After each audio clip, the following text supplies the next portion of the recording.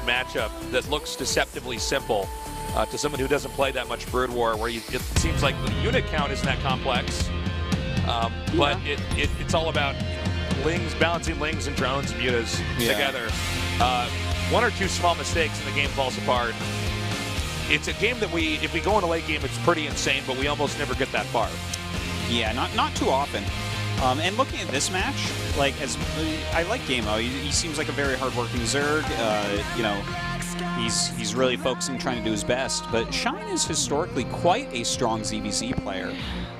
Definitely have enjoyed his ZVZ for quite some time because he is like a very aggressive type of player anyways, and he's shown some good ZVZs already in this tournament. So I'd be favoring him slightly, but the work ethic of ggaemo could, come out here.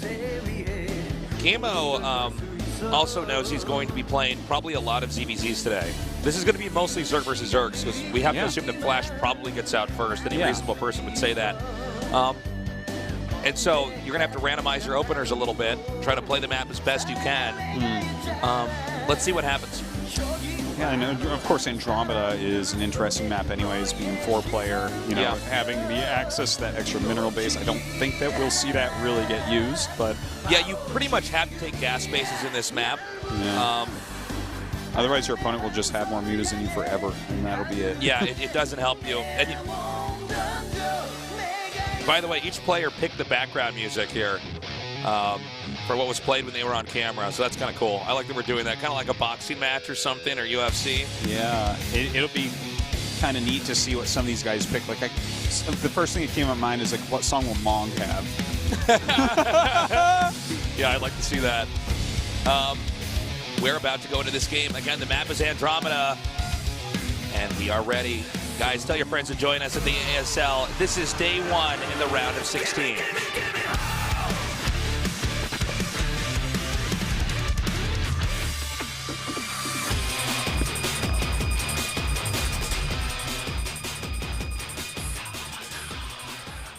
Trying to think of what my theme song would be, Tasis. I think I would choose the Happy Birthday song. You probably have something from Weird Al Yankovic or something. Grandma got run over by a reindeer. In the bottom right, in the white, he is Shine. And in the bottom left, in the brown, ggaemo. Brown just like his eyes. Like his doe eyes. So, guys, if you're a fan of StarCraft 2, you're going to be rooting for Shine, our GSL Code S Observer. Yeah. Also the Observer for the ASL, but I guess somebody else is doing that in the office right now because he's playing. He was actually quite a strong StarCraft 2 pro as well. Yeah. Maybe not as storied as he was in StarCraft 1. But, for instance, he was always known for being aggressive and cheesy, but he actually beat Flash himself in a macro game when Flash was very good at StarCraft 2 also. So, that's just a little side note. So let's go ahead and explain how ZVZ works overall. It really does come down to the fact that lings are strong and fast, especially when you get the speed upgrade, and therefore have to be respected, and also that the Mutalisk is the best unit in the game. Yeah, those are very, very important to mention. Also, there's Zerg. There's no way to fudge Zerglings other than AI. So, for instance, if you are watching this, because this is maybe in the GSL channel and you're a StarCraft 2 guy, you might be thinking well, mass Zerglings don't work that much. You get a Baneling or Queens or something. No. None of that exists. So the best you can do against Zerglings is screw up their AI with, a Sunken and some drones. And then you're going to lose some drones, but that can be okay, because if you if you get enough of the lings to die because of that, then suddenly you're ahead on the larva once again. That's right. And so during this race to try to get Mutalisks while still surviving lings from your opponent, placement is very important. And that's actually why we see, for instance, this pool hugging this extractor over here. If they want to, same with this pool touching this extractor, you can fit, for instance, a sunken colony right in the upper left here, between the pool and below the extractor. And you can cover yourself from a lot of Zerglings coming up here. They're trying to run you over with that. These building placements, they can literally fit a Spire and a Sunken in these, and the Sunken will cover everything against Zerglings. So you always are taking these type of things into consideration, especially in ZVZ. So if you're too greedy and you tech too fast to mutas, you can get run over by lings. At the same time, if you're too aggressive with lings, you can end up getting outplayed by mutas. It's very, very true. And so, how do you play? Well, a lot of this depends on, for instance, the ramp. Can you get an expansion? On Andromeda, your natural expansion's pretty open. So you're at risk of getting run over by lings. Yeah, and just even taking a natural expansion can be dangerous in and of itself because your opponent will get to mutas first. One base muta is quite a common build.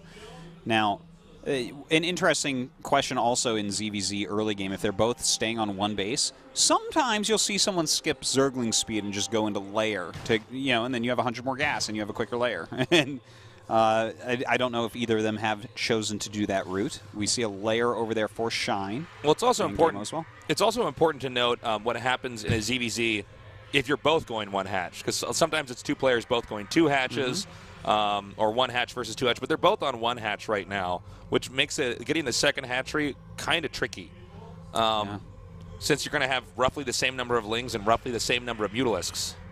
Yeah, and it also gets tricky because suddenly you have less mutas. You're playing on this like one base economy, right? So microing them against Scourge is going to take even longer.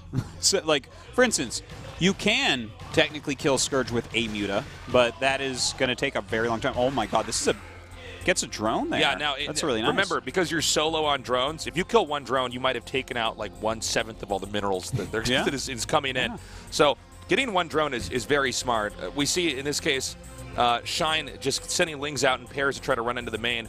Also, it looks like because some lings have been thrown away, we have ggaemo he's going to try to come up here and bust the ramp, but this is going to be very tough to bust. ggaemo's going to have a considerably larger amount of lings.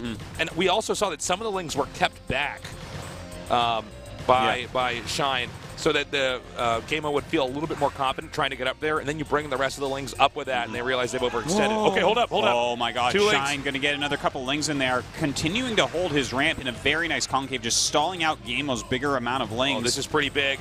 These lings had to take out Shine's lings. If Shine could just get one drone, that would be huge.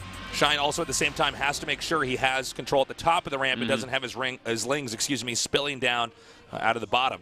Both Spires are going to be finishing up here. We'll see what hatches out. Should be some mutas for both sides. Being able to pick off Overlords, being able to help out in these ling fights, both very important. For now, it seems that Shine's actually managed to keep control of the high ground. We only have 4, or was it 4 or 5? I'm sorry, 4. I think it was 4 drones mining for ggaemo, where I think Shine had 6 or 7. Now, hold up. Well, now he suddenly has a lot more Zerglings, and that is what happens. So a couple of mutas pop out, and they are going to add some damage onto these Zerglings. Not a single drone killed there. Yeah. Shine is playing the ZVZ of his life right now. He's doing a really good job. Now, he has a slight lead because of the drone advantage, but of course, if you're on one hatch, it's kind of hard to get anti-air, right? You don't have a lot of drones. You don't have a lot of larvae. So there's always a chance that ggaemo might try to make a beeline inside of Shine's main and try to hit some drones and then run back out. Well, this is why right now Shine is kind of doing laps around his base, right? He's looking to pick off anything he can if there's a couple lings or something like that. If he kills them now, they won't be able to get in there and get a drone. So gaining that type of control, very important. And if you have a slight advantage as far as mutas go, that pays off big time. Like if you have one more muta, you win. Yeah, exactly. When you fight.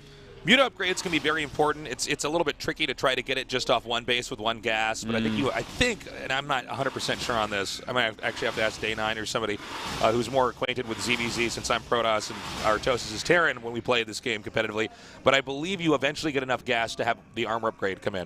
Yeah, well, if you don't have the armor upgrade, it makes such a big difference in muta versus muta. The glaives bounce, right? So it like one armor upgrade reduces like 3 attack. It's kind of crazy.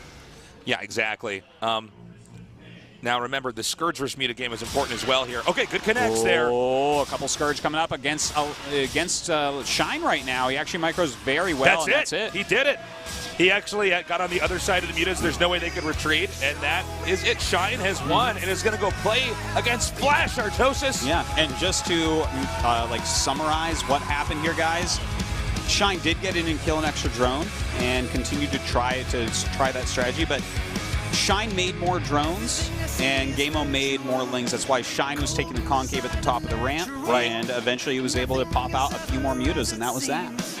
Yeah, really nicely done there by Shine. You can see ggaemo tried to come in there and do some damage.